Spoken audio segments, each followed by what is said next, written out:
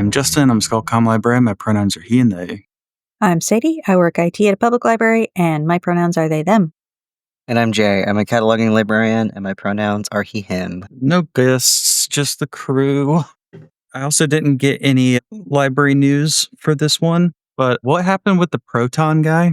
I didn't really understand it from the Mastodon DMs or whatever, the Mastodon posts. Oh, just that he's like, J.D. Vance is good, actually, and the Republicans are better about lobbying against big tech TM than the Democrats.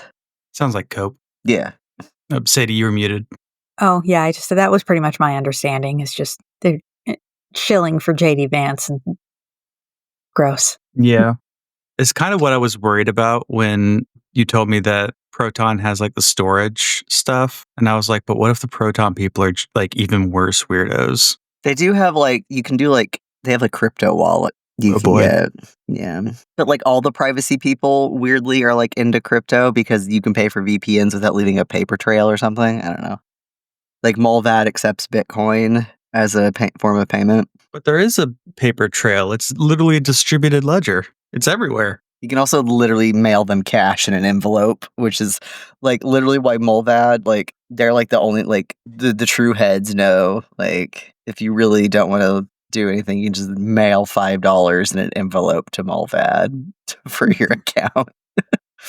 Our sponsor this week is Molvad. Send them cash. I weirdly used to see Molvad bought ads for the tea, in the MBTA stations. There would be change up your location tracking, get off at a different stop than you usually do. Molvad. It was weirdly little privacy tips. And then it'd be Molvad VPN, or they have a new browser now that's basically Tor. And I think they do it with Tor, but instead of it being a Tor network, it's a Molvad VPN. If you want the version of Tor that's a VPN instead of an Onion router, Molvad made one. That's apparently pretty good. It's still based off of the same Mozilla under backing, but the Mozilla VPN thing or the Mozilla Tor browser. Yeah, Tor is based off of a Mozilla browser, right? Think so. Yeah. Makes sense. Yeah, I've been thinking about switching up my browsers again because I feel like Brave just doesn't do anything all that impressive. I just use Safari.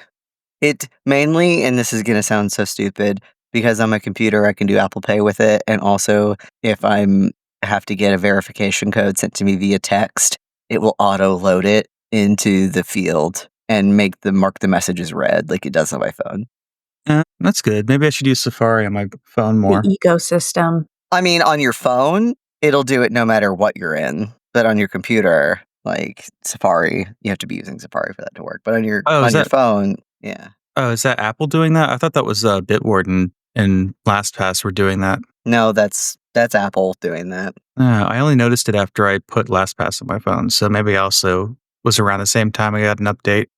Yeah, and it's not like the multi-factor authentication where it's an authenticator sending you a code. It's if you get a code texted to you. Yeah. What Apple will do will be here's the code that just got texted to you, and then mark the message as red, so you don't have to go click the stupid message. I'm lazy. Yeah. Is the thing. I think most people are. Speaking of notifications, I got a notification that Guillermo del Toro was following us on Blue Sky. Because I went through everyone Jay was following and just started following them because I was kind of getting bored with my feed. So I was just like, all right, well, if Jay's already following the person, I'll just follow them. And I think Guillermo del Toro was on that list, and I think I accidentally hit follow back when looking at his notifications and followed us for a second. Because as soon as I saw it, I was like, who called himself Guillermo del Toro? And then I clicked on it and I was like, there's no notification there. And I looked it up, I was like, oh, that was him. For a brief moment. Very funny. It was glorious. That or he didn't like what he saw. Because we are followed by a couple well-known people, so we're followed by a lot of authors and stuff who I'm like, I don't know your books. I don't know who you are. I think because we have David and Chuck following us, a lot of authors are like, oh, okay. They're librarians. We like those. Yeah. In theory. They must talk about books. Yeah. Sometimes. So what are we going to talk about today? Not books. Yeah, we're going to talk about BIBFRAME. But actually, we're going to talk about these three, and there's probably going to be more. But so far, as of yet, there have been 3 non-scholarly articles. It's titled BIBFRAME Must Die by a cataloger, I believe UPenn. And yeah, I have read these, and then I've also in the RadCat listserv, which if you're a cataloging librarian and you're not on the RadCat listserv, you should get on the RadCat listserv. It's where all of the people who aren't libs go to talk about cataloging stuff.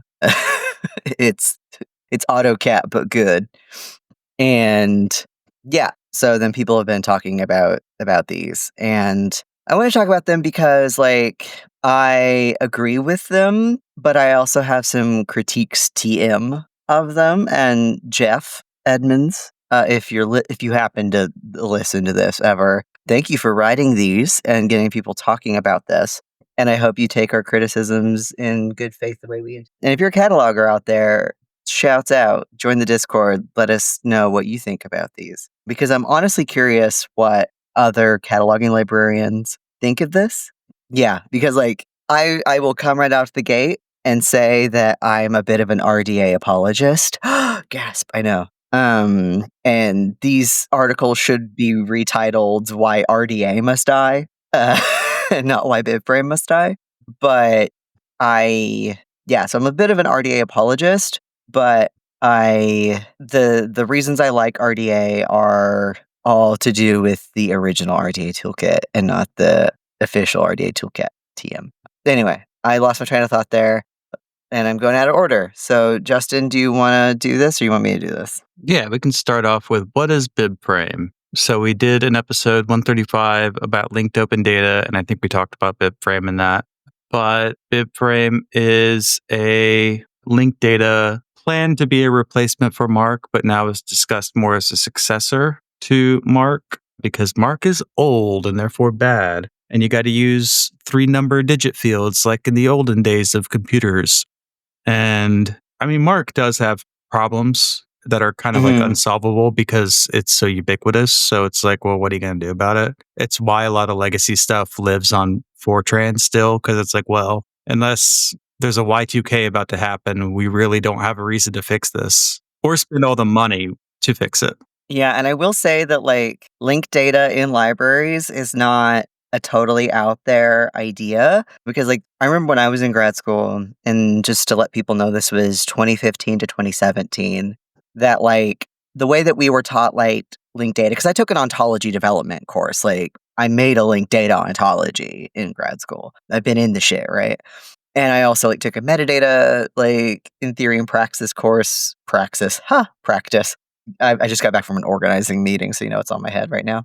And it was in premise and all this, they use URIs, right? They're linked data ontologies, even if they're not, right? And I will say that especially in Europe, digital libraries, so libraries of scanned special collections and archives, or fine arts, especially in Europe, have been doing linked data for a long time. The Europeana, which is their version of the DPLA, has been a linked data environment. I don't think it was ever BibFrame, but it was using the concept of URIs and semantic linking shit together. And then when we learned about BibFrame, especially I've been at conferences where there've been BibFrame shills doing presentations. Mm-hmm. And their main selling point was, if you have a patron from your library who is searching for a book on Google, in the little knowledge bar in the side, it will show up that your library has the book and they can get it. That basically using linked data is a way to expose your collections to search indexing. And that was the main selling point of BibFrame when I was in grad school. People didn't give a shit about connecting shit. It was expose your collections to Google so that people can find them on Google. And that was it. That was what people cared about. So I'm curious how you two heard about BibFrame, or how it was sold to you ever at any point. That's kind of pretty much the same thing that I always thought, was that it was just oh, it'll pull it out and put it in places people are already looking. And I feel that's the purpose of a lot of discovery layers these days. It's to do something. Discovery layers don't even really do that. They'll expose it to Google Scholar. Huh. Well, but discovery layers mainly just bring in journal articles along with your books. Yeah. Well, yeah, and I think I've always kind of struggled to figure out what exactly the purpose of BibFrame is. I remember at one point in time trying to read about it, launching off of something that I read on Tumblr and was like, "I don't get this. I don't think I can wrap my head around this." Like, some parts of it, the open link data, like the previous episode we had, got that, but BibFrames particular, I don't really understand. I'm gonna be honest here. What's RDA? We will I get into forgot. that. Okay. Yeah. Yeah. Okay, because I don't That's a good remember what question. RDA is. Put a pin in it. Okay. Justin, how what's your BibFrame relationship? I don't know if we really ever talked about it in library school that much, except that Mark was old and BibFrame was supposed to be a replacement for it. And BibFrame could link more things together because a Mark record is just a document and it has access points. So it acts like a physical document, whereas BibFrame could link things. And really, the way it was explained to us more was like the whole semantic web would be making the web understand human types, like what we talked about in the Yeah. last episode, where the real thing was allowing computers to actually reason through things because you could form triples and you could make sentences and data would be linked together, and like librarians and stuff would be the ones like cataloging books, and publishers would catalog books this way, and that would link all of like publications together,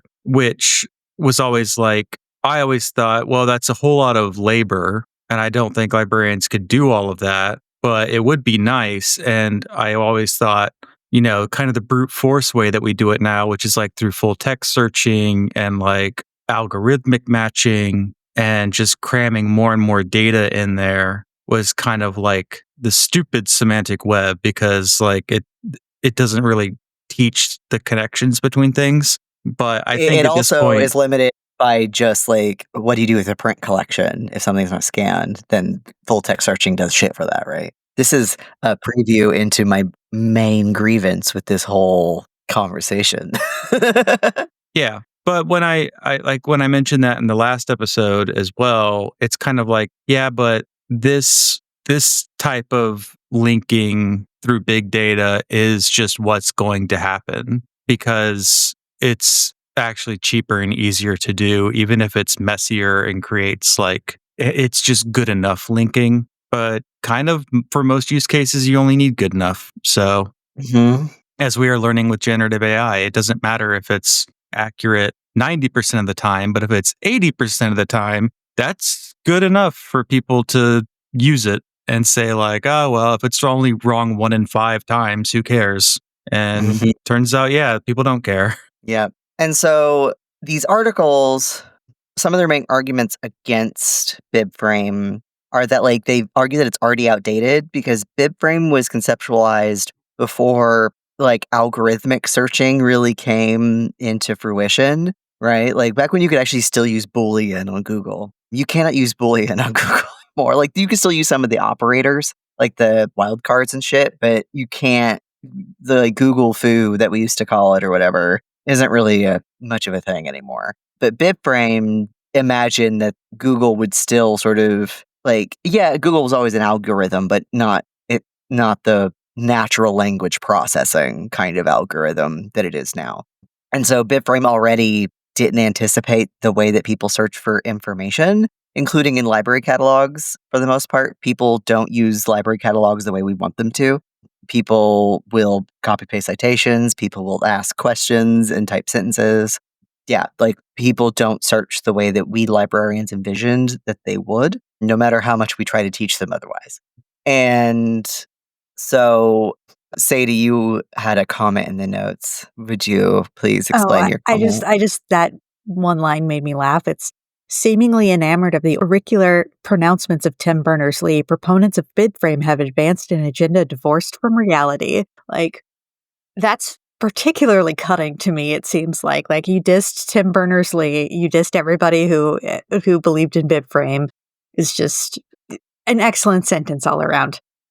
Now imagine if you imagine the world if instead of Tim Berners-Lee being the guy who shaped link data, it was our boy Ted Nelson. Imagine how good BibFrame could have been if it was inspired by our boy. you know? Shouts out to Ted.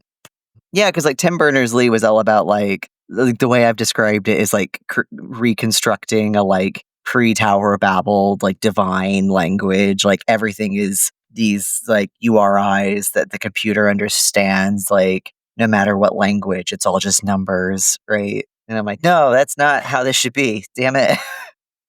So yeah, It's a that's cool idea. BIBFRAME. Yeah, BIBFRAME, and also BIBFRAME is of the link data forms. I think it's RDF. I believe is the format BIBFRAME uses. I think the name of the editor that I think like LOC uses is Synopia or something like that. I don't fucking know. You can do BIBFRAME and MarkEdit too, by the way. Fun fact. And If you so yeah, use MarkEdit every day and notice, I yeah. haven't opened MarkEdit in like a couple of years. Yeah. So yeah, that's BitFrame. I can go ahead and answer the question, what is RDA now as well, I think. So RDA stands for Resource Description and Access. And in cataloging, there are like standards and there are like schema, and then there are vocabularies, right? Mark 21 is a schema. BibFrame is a schema. Dublin Core is a schema. This is the structure, the house that the metadata lives in, right? And then standards are things like RDA or AACR2 or descriptive cataloging for rare materials or whatever it's called. How do you put things in the house? That's what the standards do. And RDA replaced again, AACR2, which stand for Anglo American Cataloging Rules or whatever. I never learned AACR2 because RDA had already happened by the time I learned how to catalog. However, most catalogs in this world are mixed between RDA and AACR2, and the Library of Congress has not officially adopted RDA yet. So if you are in Connection and you find a Library of Congress record, it will not have the 040 subfield E RDA. Instead of a 264 for the publication info, it will have the old school 260, etc. They have not officially adopted RDA. And like back in the day, you could just like buy a fucking AACR2 book and be like, here's how you catalog. Here's standards for cataloging and Mark 21. Have at ye. AACR2 was functional, but it also had some stupid rules like abbreviating everything, including like making abbreviations into Latin. And then people complain that RDA is too hard, but then they expect you to do all these Latin stupid abbreviations for AACR2. This is why I'm like, most of the people who are mad in this conversation are also wrong about other things. And I'm the only one who's right. Mhm. RDA is a genuine improvement in a lot of ways over AACR2, despite its very significant flaws, because I agree with a lot of the criticisms of RDA, but I think people also aren't noticing where RDA is right sometimes. And so RDA comes along and it's like, hey, what if instead of just cataloging for Mark, we instead created these rules of description that can be applied to all kinds of schema, like Dublin Core or whatever they use in Europe or whatever. Here are like the ideas. Like, what's a title statement? What's an imprint statement? Like, what's an edition statement? So instead of cataloging for mark tags, you get these like chunks of information, right? And the chunks of information follow like chunks of information about a work, chunks of information about an entity, chunks of information about a manifestation, and chunks of information about an item. WIMI. Everyone can understand what the I means. The item is this exact copy of The Philosophy of Social Ecology by Murray Bookchin that I just grabbed off my bed, right? This is an item, right? The work is when you go to a catalog in a library and you search for The Philosophy of Social Ecology, you kind of don't care if it's this exact item. You care about like the concept of this book that you then get, right? Then there are entities and manifestations, and I never really understood the difference between them. Except manifestation is like all of the books that like are printed exactly like this edition and everything, but I have this item. But all of the ones that are just like this, like if I bought a second exact copy, those would be of the same manifestation, but they're two different items.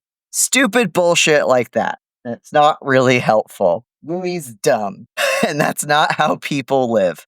And notoriously, Wimmy is really bad for things like music. If you've got Le Nozze de Figaro, that is the work. But then manifestations in bullshit include like a cast recording. It includes the score. It includes the libretto that doesn't have the score. It includes a videotape. It includes like all of that is technically the same work, Le Nozze de Figaro. And so in Primo, I would always have music librarians yelling at me when I managed it, being like, why is it so bad with music? And I'm like, that's not my fault. And I can either turn it on or off. Harvard turned theirs off because it's so bad with music. And that's the reason why, for example.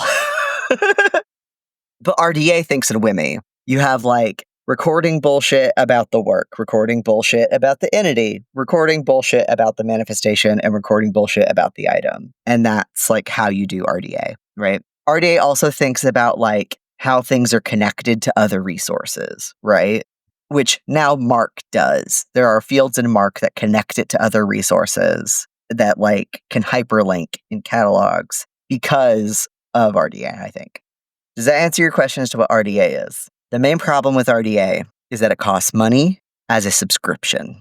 Who owns it? Who do you subscribe it? Who are you subscribing to? RDA.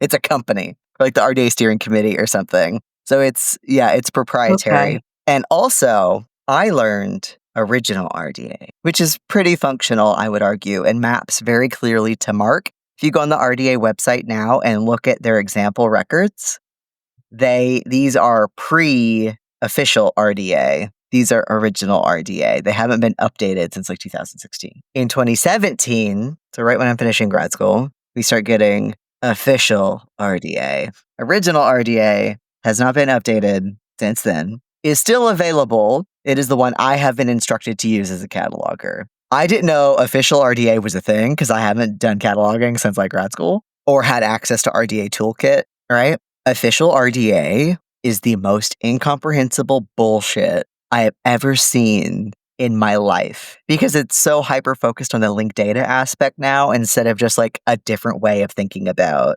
describing resources, right? Because like the thing I like about RDA is like the resource explains itself, right? You don't do abbreviations and bullshit. You don't abbreviate the title. You transcribe exactly as the resource is listed on the resource. There's a typo in that fucking title. You type that typo and then you provide an alternate title. But like the point stands, you transcribe, the resource describes itself. Whereas at ACR2, you abbreviate and like put dots and all sorts of stupid shit. I like that. Official RDA, I can't even figure out how to use the website. I don't know where I'm supposed to start. I have tried. I'm like, what is going on here? So that's bad. So official RDA, I think, is what these 3 articles is really mad about. Sorry to derail us, but yeah. So it's not even BIBFRAME, really. No, because no one fucking uses BIBFRAME except for Library of Congress in Europe. Probably University of Washington or some stupid shit. Like, because like in Primo, for example, in Alma Primo, they can like crosswalk Mark to BibFrame for you, right? So like, or like people are doing Mark XML instead of just Mark, right? They're doing XML records. Ooh, fancy. Mark XML is really complicated and stupid. No one actually uses it. But no one uses BibFrame. It's stupid. No one likes it. It's hard. I think it's like Europe and Library of Congress uses BibFrame. TB fucking H.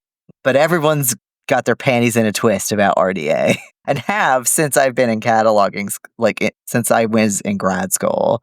Like, and I always, and like, no one ever argued for like, oh, ACR2 was better for patrons. They just complained about how they didn't like it. It was hard for them to understand because there's some like RDA is more theoretical, right? There's some like theory that you need to understand kind of for RDA to make sense. And I was in grad school, and so I was taught it. And so I was like, okay, this makes sense to me, and this is the weird kind of conceptual bullshit I like. Cool, I'm on board with this. But, like, you know, no one pays for professional continuing development, right? No one pays for that shit, which is an argument I'll get into later. Anyway, I see the user tasks thing, which honestly I learned about Ferber in grad school, and I like don't remember any of it. I was like, Ferber, yeah, whatever, fucking Wimmy. I don't remember what any of this like user tasks IFLA bullshit is. So if Justin, if you want to illuminate for us. Yeah, well, Ferber is the entity relationship model. Right. Okay, yes, which I kind of agree with. So a user tasks a retrieval and access in online library catalogs and databases from a user's perspective, and it's separate from cataloging standards. It's a model that explains work, expression, manifestation, item, which is WIMI. So it explains how work is a work or an item is an exemplar of a manifestation, which is an embodiment of an expression, which is a realization of a work. Which is very Buddhist, I have to say. This is like Mhm. Vajrayana emanations out of the ground of being bullshit. Like, Yeah. the Dalai Lama is an item. So a work is like a work. An expression might be additions or drafts, and a manifestation would be the physical embodiment. And then an item is a singular manifestation. So one particular book. So copy 1, copy 2, copy 3 in your library. Yeah. So like the item record, basically. And who owns official RDA toolkit is owned by ALA, CLA, and CILIP. That's right. Which I don't know I don't remember what CILIP, Chartered Institute of Library and Information Professionals, but I don't know. That's the UK. Okay. So I guess the three of them own it together. Yeah. And then BIBFRAME is Library of Congress, Stanford, UPenn, and U of Alberta have adopted or have been pushing BIBFRAME and are involved in it. And that's like it. Basically. So the argument in the BIBFRAME Must Die papers is that the works, expressions, manifestation items is kind of absurd, probably always was. Yeah. Users have record-based thinking, which is like they think in a mark-like way. So they think kind of like a card catalog, which is they want a record with a single resource. And BibFrame turns it into a cloud of entities and relationships between them. Right, which is why it's so annoying for music. Right. So people don't really think about it that way. They think more like, okay, this item, this record represents this item, and here's the information about that item, and it's all one thing. Right. So most users don't have a need for those conceptual manifestations.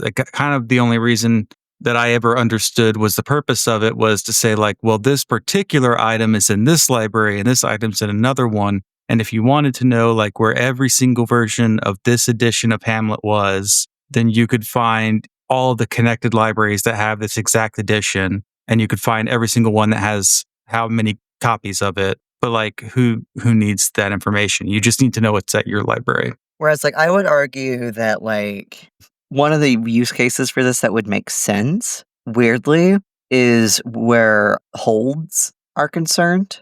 So like this just came up at my library like last week where there was some hot new book that won a stupid award or something, and we had to buy a bunch of copies of it from a local bookstore because it was so popular that it was on back order through our suppliers, right? And they gave us a paperback instead of a hardcover. And we had already hardcovers of it. And the paperback, like sometimes you'll see in OCLC, like a record, as long as it's like the same page numbers, and as long as it's not different editions, will include the hardcover and the paperback as one record. And we'll just list both ISBNs with this is the hardback ISBN, this is the paperback ISBN, right? If they're not like different editions, they can share the same thing as long as the pagination's not wildly different, which it shouldn't be.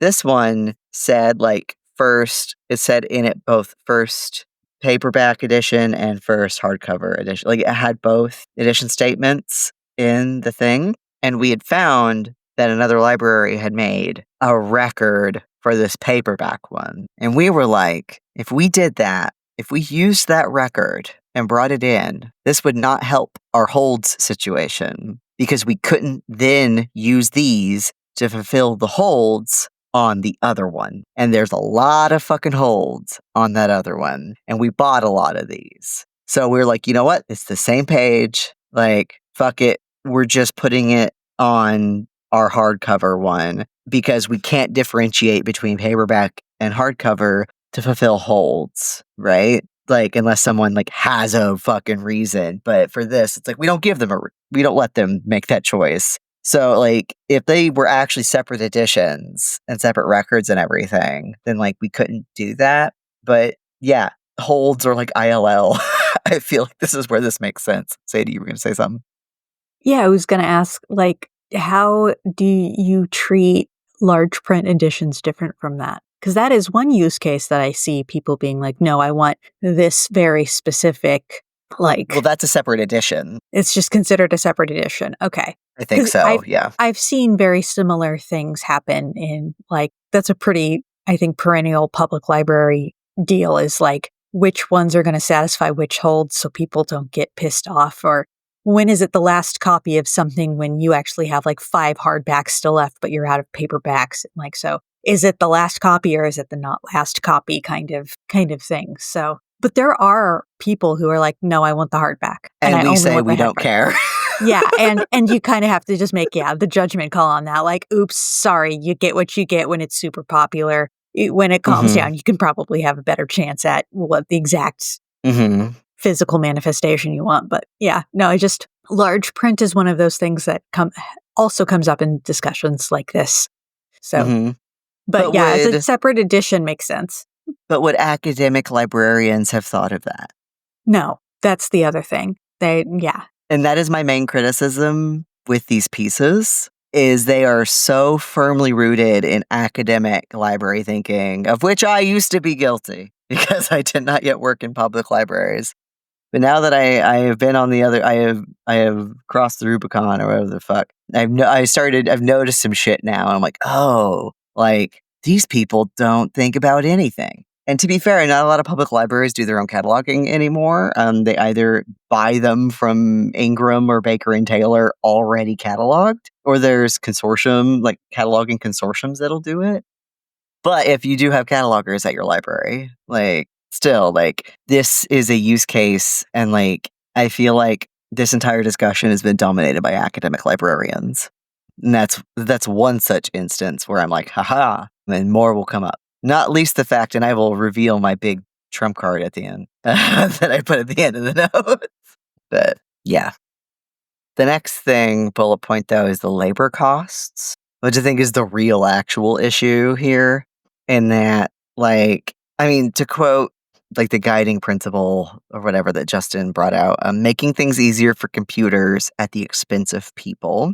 But that's not really a labor cost thing. That's just we're changing the way that we frame what this is actually for. The real labor cost is like the IMLS grants or whatever for implementing RDA aren't existing anymore. RDA costs money to subscribe to, and not every library can afford that. And also, this is, I think, is the other actual problem is we don't pay for professional development and continuing education. And catalogers don't leave their fucking jobs ever. And so the only people who are learning RDA are library school students who then can't get jobs in cataloging if they don't already have experience in cataloging. And then how do they get experience in cataloging? But there just like aren't jobs doing cataloging. And if there are, they don't pay shit, or they expect you to know their specific ILS or to know how to already do all of this shit because they will not pay to teach it to you or to train you or anything like that. And I think that's the real labor cost here is we aren't training people who are already in jobs how to learn this stuff because shit does evolve. Shit just does change. And I think sometimes people are just being sticks in the fucking mud. But part of that is that they're not being taught like and paid to learn how this works or to be part of changing it. And I think that's one of the actual labor costs here.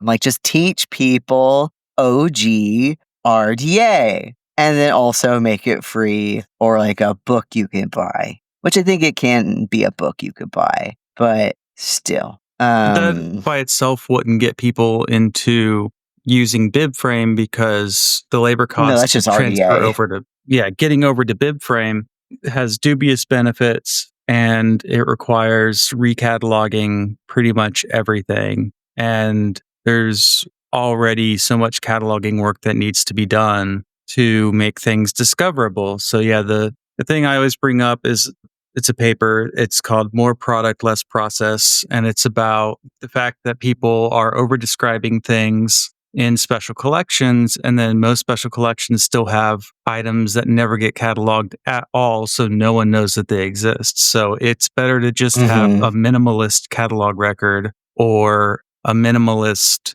finding aid rather than nothing. Because if it's nothing, no one knows that it exists, probably not even the librarians.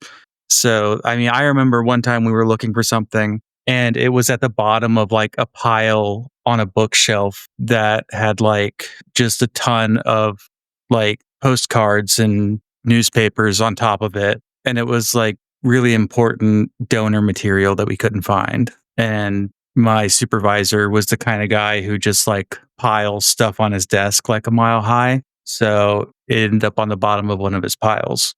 Yeah, like, one of the core texts, my sort of shaping ethos as a cataloger, is called Making Keywords Work, which makes the argument that, like, really rich catalog records are good, or no, that subject headings are still valuable in a keyword searching environment because we don't make artisanal records. The main thing that keyword searches are pulling from are just subject headings still. And so doing subject authority work is still important. For that reason, you have to make the keywords work. Not that you have to make artisanal records, but if a keyword search is going to work and you don't have all this full text to be pulling from, it has to pull from somewhere. So, like, thinking about your access points is what's actually important for Yeah. discovery. Or just relying on a shared vocabulary. So like the paper I wrote about keywords in archaeoornithology paper with a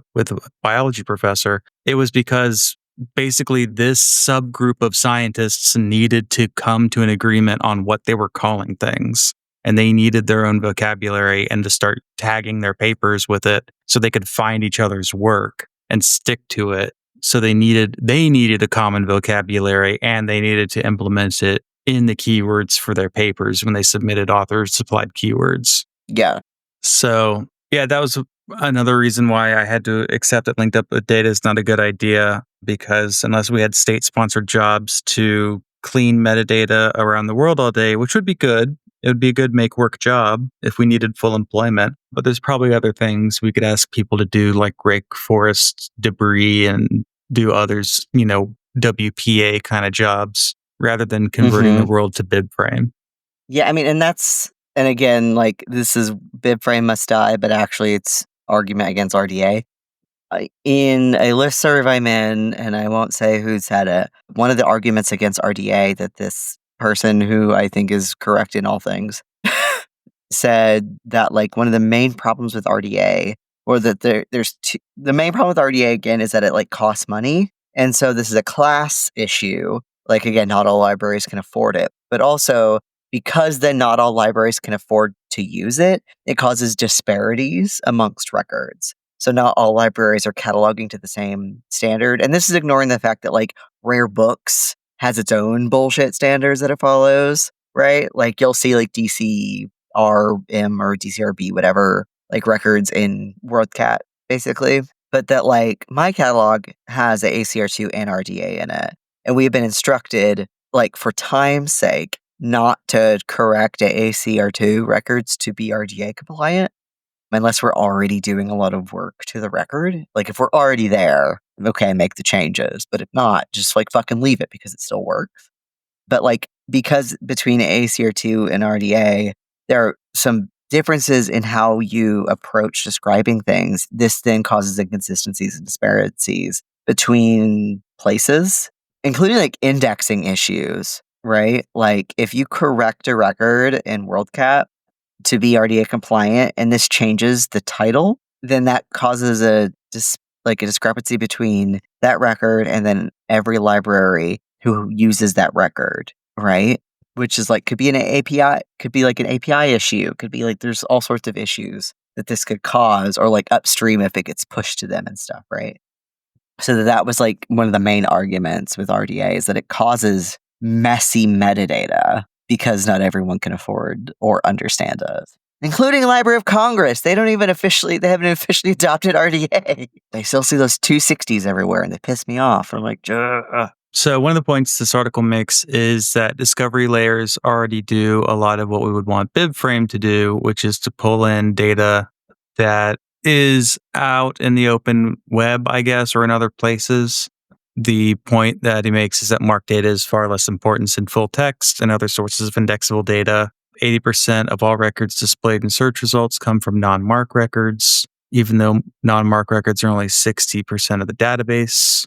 And I grabbed that study and I threw that in the notes, but I didn't have time to read it. And I would say that's an academic library. Discovery writ large happens elsewhere, either in discovery layers or in Google or on the open web. And also, I would say a lot of people, either, especially in academic libraries that use IP authentication, never even really go through the library because they're already IP authenticated on campus or on the VPN. So a lot of people don't really know how to use our discovery layer when they're off campus to get access to things, or just the way that Primo is supposed to work is it like tracks your cookies or something and keeps you logged in. I don't really understand it, but it's supposed to keep your browser sign-on. logged in. Yeah. It's supposed to keep your browser logged in so that you don't have to keep logging in. So you don't even notice when you're using your library subscription sometimes. And also the same thing where Google Scholar will say, your library has this because you set it to your library. And then it'll take you straight to your library's copy of that article and authenticate you in, which is, a problem I always had when I was working my first job because all of our students were off-campus commuters and did a lot of their work off campus. And so I always had to make sure that the proxy was in the URLs that we shared out because that's what forces them to log in when they're off campus. And so I also had to start teaching people that again in 2020 when people were off campus for the first time and saying, okay, you really need to click the share button because that's going to inject our proxy into the link before you share it out to your students because they're going to ask you, why can't I read this? So when you're sharing something from the library, get the share button because that's going to throw the little special URL that's going to tell it, you need to log in. You should be doing that anyway because not all library authentication is IP based. Yeah, I know you should, but I'm just saying user behavior. Yeah. We also have we also have libkey, which is, I don't know how many people use it, but it works really well. And of course, on paywall, if you're logged in, it will shine green when you have access to it. So it'll take you straight to the PDF with one click. So even if you do work at an academic library and have access and don't need on paywall that much, it still is the easiest way to get a one-click PDF because it'll just show up as green and you can just click it and go straight to the PDF. So you don't have to click around 5 times. Yeah. Which, again, my main arguments here are that that's still so academic focused because even the public library where I work uses a discovery layer. It's a public library discovery layer called BiblioCommons. And there are other public libraries that use it. And it will bring in Hoopla stuff and Libby stuff and other... I don't think we have it set up so that articles show up in it, but it also is what our website backend is. So reading lists will show up in your search results, for example. But that discovery layer is powered by the fact that all of our Hoopla stuff is also MARC records in our ILS, right? So all of our discovery layer is MARC results, unlike in academic libraries where it's all just database results. Book reviews. In public libraries, even if they have ebooks and stuff, a lot of it is still going to be physical materials or MARC, even in a discovery layer environment. So I don't, and also with discovery layers, bringing in stuff from outside the web, someone has to set that up. It's not going to bring in Google search results, and it's also not going to expose your stuff elsewhere. Stuff has to have an OAI feed or be part of some community content zone or whatever that you have to turn on. It's a pain in the fucking ass because I've had to do it in 2 separate discovery layers to set up like all of the external shit, and it's a pain in the ass. The proprietary ones don't play nice. Primo doesn't play well with EBSCO, and vice versa. EBSCO doesn't play well with ProQuest. WMS, in theory, plays nice with all of them because it is provider neutral, in theory, but it doesn't have all the databases in there. So I don't think Discovery Layers and BibFrame, like, I don't even think that's a correct comparison to be making, to be honest. Like, Discovery Layers aren't about connection. Discovery Layers are about just putting everything in one place, but not about this sort of like linked environment where things connect to other things. And like, yeah, I don't know. So I just like don't even agree with bringing that argument fundamentally. Thank you for coming to my TED Talk. Are we looking through the rest of the bullet notes? Another thing the articles bring up is the duopoly problem. So the creation and maintenance of descriptive and authorities metadata in such an environment, a duopoly, is more challenging than it was. Ownership and control of collections have to shift it from libraries in the print age to multinational corporations. Does it make sense to overhaul the practice of cataloging in such a way that only minimally affects the system? And he's talking particularly about big ebook collections in which collections shift in and out of your discovery layer and your collections that you own because they are big packages of ebooks. So I go to buy ebooks sometimes and we already have the book, even if it just came out this year. So when I'm selecting for the sciences, it's actually very hard for me to spend my money because we usually have books pretty much automatically from the point at which they're published because we get them in big databases. So I have to go looking for like books about teaching science or critiques of the field and stuff that isn't pushed out by Routledge or Elsevier or any of the main publishers that we get big bundles from. So part of it is, it's, I guess, the idea of having, I didn't copy these notes over very well, but it's going to be very difficult to convince these companies to switch over to a linked data model, which benefits everyone minimally. And Jay has a note that this is public focused. Public libraries still buy a ton of materials. In the paper, he talks about how everything is basically just a strip mall, like everyone's got the same books. Collections aren't unique. I still disagree with that. He has That a might be true particular part about special collections, which are physical assets that are genuinely unique. And it's also the ones that BibFrame are least suited to describe because it was conceived to serve an interconnected online world rather than an analog one. So the data is too homogeneous. I still disagree with that, though. Like, academic libraries might all have the same collections because they all subscribe to the same databases, but even that's not true because some universities can't afford to subscribe to all of the databases, and some might just have only JSTOR or might just have this other thing. So, like, with books, maybe that makes sense for academic libraries. A lot of them do have exactly the same thing. Public libraries, even if there's a lot of overlap, they're still, at least for physical materials, like largely curated. Still, they're still like collection development librarians. And when I was at the Gerber Hart, for example, like all of those were donation based, and that included a lot of like self-published authors, which academic or public libraries will collect a lot of self-published stuff actually. And, those get catalog records or like independent publishers.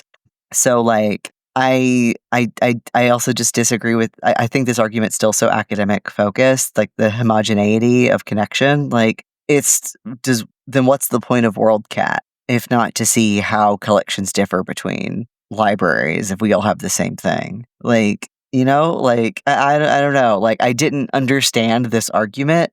And also, a special collection, there are things in my library which probably should be in special collections, but which aren't because a curator hasn't gone that special and put it in the special collection. But they're very rare, quote unquote, materials that aren't in special collections, so don't get cataloged as such. Special collections is a marketing term. Public libraries, and not even just mine, public libraries have like community materials, right? They could be the only library in the world that has that thing. special collections is a marketing term, is a self-published romance novel that a patron printed out, like got published, and now their public library has it, and maybe that's the only library. Is that not a rare book? Like, and that's cataloged according to RDA and not whatever rare book thing that rare book catalogers use, where they over-explain the shit out of everything.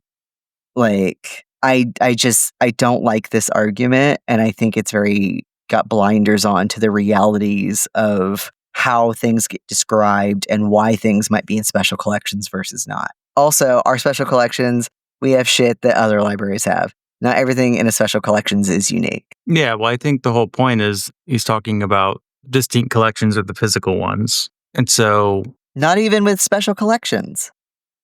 Like, yeah, a lot of libraries have like overlap, but that doesn't mean every single library. If every library had all the same exact shit, we wouldn't need interlibrary loan, even among academic libraries. You know, if it was just special collections that was the unique thing, which doesn't get interlibrary loan. You know, mhm. I just like didn't understand this argument, and I just thought it was like, to me, this gets as like theory brained as this article is trying to argue against. It's like, oh, RDA is conceptually about linking digital materials and unique whatever, but we're all too fucking homogenous now, and the only distinct things are physical. I was like, shut up. Like, this isn't making your point about why BIBFRAME is bad. This is a, like, I don't know, a retention policy problem. This is a collection development argument. This is a, like, let us own things or curate our own ebooks and articles argument. Like, this is unrelated to a metadata standard, I think. Yeah, I think the second article has a hard time connecting it back to BibFrame. I think it's focused on why RDA data doesn't work with all of the proprietary data that we get from our ebook collections. I think that's the connection there. Which, like, with RDA, like, if you look at an AACR2 mark record and an RDA mark record, do you want to know what the difference is? The main big difference? It's the 260 field. It's the main one. I swear to God, that's the main thing. For publishing information, AACR2 is a 260 and lumps it all together into one thing, including copyright info. And the 264 has all these stupid fucking second indicators that indicate whether it's publication or manufacture or copyright, or I forget the fourth one. I don't care, because you only ever use one of four unless you're a nerd. Four is just for copyright. That's literally all it's for. And that's like the main difference, that and the abbreviations. And like the article makes this point that most libraries who say they are doing RDA, what that means is that they have put the 336, 7, and 8 in their records, which is like automatic in OCLC now. And like also that they do a 264 field instead of a 260 field. That's like it. That is the big difference between our RDA and ACR2. Or you put like a subfield E author in your 100 field and a subfield E editor in your 700 field or whatever. Like, you say how the person, like what relationship the person has to the thing being described. Did this person write it? Did they illustrate it? I think that's nice. I like that. I think we should keep that. That's good, actually. So fucking, I'm so annoyed at people who get mad at this, even though I agree with them, but they're fucking stupid nerds. There's no difference. Tell It's us how all you really mixed feel, Jay. anyway. It's all mixed together. Literally, this was going to be one of the points, and one day maybe I'll write this, the erotics of metadata article I want to write, where we talk about the main reason why I don't like Dublin cores, because I think it's boring and doesn't look good, even though I actually also have structural issues with it. I don't like that it doesn't nest, and I like nested XML records. And like aesthetically, I don't like Dublin core. But I made the argument about like the pleasure of cataloging, and that most people their gripe with RDA is an aesthetic one, because they don't like it because it's not fun for them, or they don't understand it, or it makes them feel stupid. Like, outside of the labor thing and the money thing, most catalogers probably aren't thinking of that. Most are just like, I don't understand what a nomen is, or I don't understand what like an entity is. Like, I don't know what all this theory is. And like, why would they, right? And especially the official RDA is just like incomprehensible. It's stupid. It's dumb. It's bad. But that like when I tried looking up like actual tests of like RDA versus ACR2 for like user studies, there weren't any, right? Which should tell you something. But like also these people weren't like making that argument. They weren't thinking about like, well, is this better for the way that patrons search or not? It was just, I don't like it. I think this is bad, which like there is something to be said for authority, right? And expertise. But like I was like, the main reason people don't like RDA is because it's not fun for them personally. If you just like take your blinders off and you go, what if I just change this 260 to 264 and then change the second indicator? Congratulations, it's RDA now, basically. I know that's grossly oversimplifying it, but that is in most libraries, that is the way that people interact with RDA is a 260 versus a 264 and then some like relationship designators. I'm not even making this up. Damn it. I kind of love that you're on the public side, the public library side of things now, Jay. I'm so spicy now. I'm like these fucking bourgeois. You're that guy in Party Girl Oh God, I am. when they're sitting there talking about, do you go public or academic? Howard doesn't approve of academia. He thinks it's for wimps. It is. Yeah. No, I was talking with my roommate about that because he loves that movie and he showed it to one of his boyfriends. And I was like, oh yeah, the part where they're at the table, like bitching about public libraries versus academic libraries. And I'm like, I understand the public people now. Like they're right. Academic librarians are up their own asses. I was part of the problem. But I mean, it is true that most of the original cataloging at scale that gets done is academic libraries, especially at like, fucking Princeton or Yale or UPenn or University of Washington, like even outside of special collections, like that's where you're going to get a lot of like really artisanal shit. And not every some public libraries don't even have catalogers.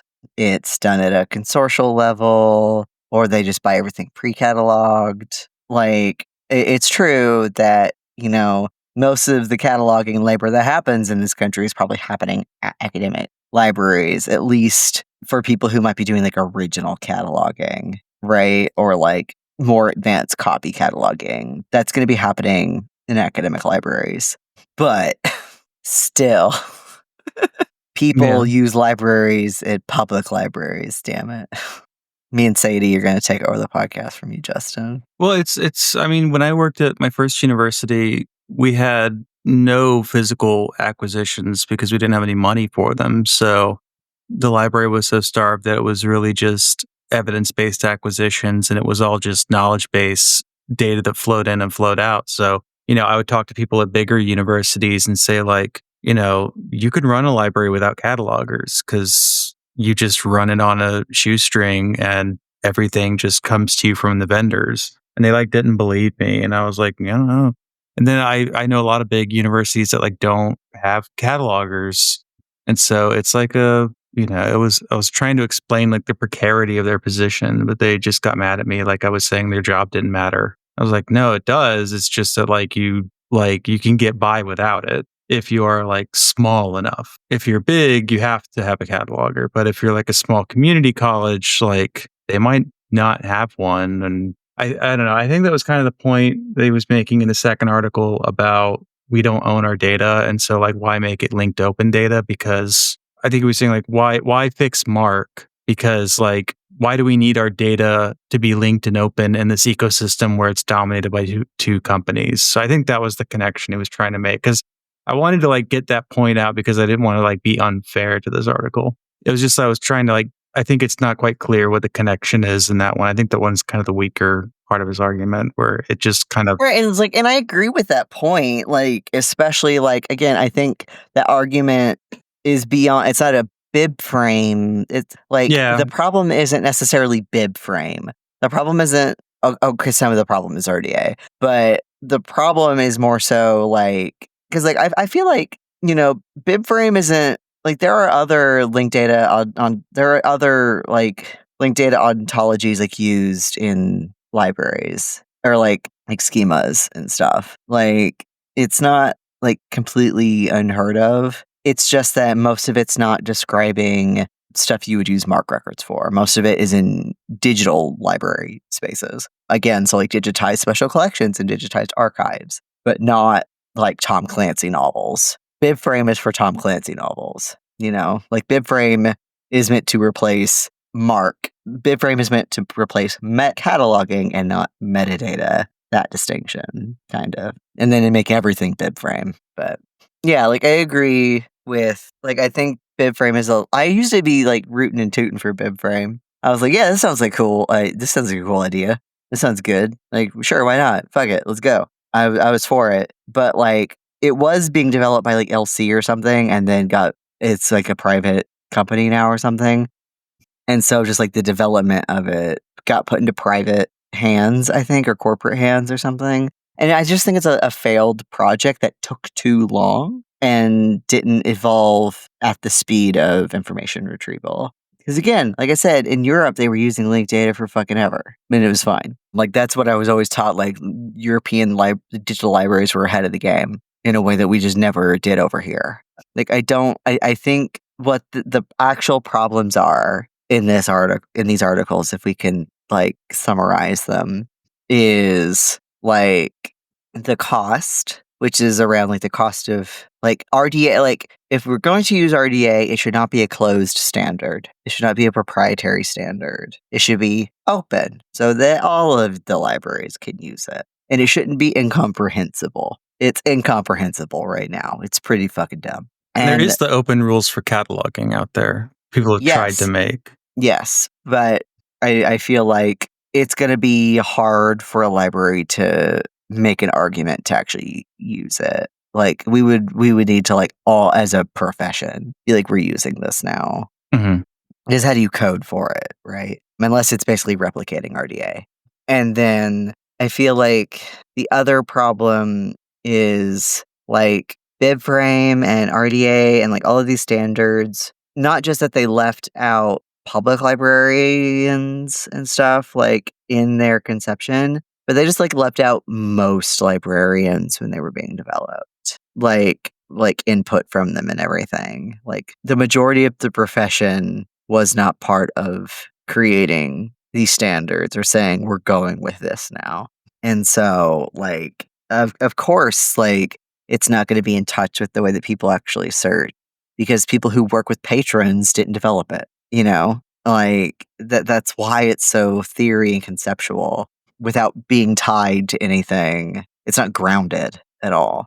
To me, it feels like when people like you have to add a fancy computer thing in order for people to care about it anymore. Like we saw this with the digital humanities, which I like, but still. And then now we're seeing it with AI. You have to add in the new computer shiny to get money. I feel like that's what just this whole endeavor was. Like I feel like these things like BibFrame and RDA and all of this, like they aren't necessarily the problem, they're symptoms of a problem, which I feel like these articles are trying to get at. But like I make in my fucking notes, why aren't we also mad at OCLC? I know some of us are, but they're also gatekeeping. You got to pay them to use their MARC records, right? You got to pay them to be in WorldCat. That gatekeeps like 90% of interlibrary loan, no matter which sort of method of interlibrary loan you're doing. If you're not a fucking OCLC member, they're too fucking bad, I guess. Like at least you can access like MARC and then the OCLC sort of explanation of MARC like for free. And I actually think their explanation is better than Library of Congress's. Like I prefer the OCLC bib formats website over the MARC 21 website, TBH. But like you still got to pay OCLC if you want, because like there are web browser extensions for like Amazon and shit, or even like what do you think Google or whatever or any of these things is pulling from for all the little widgets that are like, oh, you're trying to buy this book on Amazon, well, like your library has it, or if you're in Goodreads, it's like find this in a library or like any of that shit. It's just like WorldCat data. That's all that is. That's just searching WorldCat. That's all we want for BibFrame is just to replicate what WorldCat already does in a widget, right? But we got to pay OCLC for that to even work. So why aren't we also mad at OCLC? Why aren't we saying OCLC must die? You know. I mean, there are definitely people who are saying OCLC must die. Like, But let's be not as real many here. as are saying RDA must die. I believe you on that front, but like, I see OCLC and I'm like, oh God, what now? But Yeah. I wasn't really taught AACR2 or RDA because they knew RDA was like literally about to come out the year my second year of library school. So they're like, here's AACR2, don't get used to it, but RDA is not out yet, so we can't teach it to you. So I never had any real interest in cataloging because they were like, well, I guess I'll figure it out eventually. And then I remember they made all the librarians like on the same day do like an 8-hour RDA training, and our cataloger was pissed. She had to be in that meeting all day on her computer. How else do you do professional development and continuing education? Well, she just didn't want to be on an 8-hour meeting. Going to school sucks. I don't know what to say. Like, wow, you gotta learn shit somehow. God damn it. Well, she'd rather be cataloging books and getting them cataloged for the first time because it was a dark archive. Yeah, well, like even non-RDA, like standards should be living and be able to change, and you got to learn that when those changes happen. I honestly, don't know. People get so like, I learned the thing once, I know it forever. It's like, no, you don't. it sounds like a labor issue, honestly. Like I'd Yeah, rather be doing this thing. It sounds like you need another cataloger, but yeah, so that you can go take your professional development. Anyway, it's got me riled up more than I was expecting. Mhm. I also want to say I did a control F in all 3 articles, and at least referring to public libraries, the word public shows up a grand total of 0 times across all 3 articles, whereas large academic library shows up like 6 times in one of them, and then shows up a couple times in the others. Just saying. All right. God damn it. I also went to the How are you two doing? open rules for cataloging page, and like a lot of them are blank, but it looks like they're still active. But the idea is they're filling in gaps for areas of cataloging that are not freely available. So if there's already a freely available version of the rules or description type, they're going to skip it for now and focus on areas that are not freely available. Yeah, like I think the rare books description stuff is freely available, or like the archives one is freely available. So that probably wouldn't be in there. Yeah, but this looks pretty active. Like, provide feedback by January 31st, 2025. They've got new committee members as of November 2024. So, Yeah, because I know one of the leading people who did that is no longer a librarian because I'm friends with them. I was going to say they're a friend of the pod, but I don't think they've been on ever before. But I've done things with them. I know them. friend of the U. Friend of the me. Okay. Well, maybe we'll do an open rules for cataloging episode and dive into what that is more and see if that's something people should learn about. And if you You'll get some of disagree them with my online. takes, join the Discord and we'll talk. Leave Because a I can be comment convinced below. actually when I'm wrong. Like and I subscribe. weirdly can have my opinion changed if I learn more. I just sound cranky right now. Don't forget to ring the bell. Sure. On YouTube where we get cross posted. Mhm. Are our comments open on our YouTube videos? Yeah, we get comments sometimes. Nothing interesting. Oh shit. Oh. Usually just like, that's cool, or peanut sorts in bio. I don't know. It's usually like spam or just like nothing interesting. Like, great episode. Cool. So yeah, the interesting comment, shit great happens in the episode. Discord. Yeah. I'm Learn gonna about go eat a VPNs. London Fog ice cream bar now. People kept tagging me in Discord while we were recording. So I thought maybe breaking news was happening in library world, but no, it's just, I've been in Discord all day and people are following up with shit I've been saying. All right. Good night.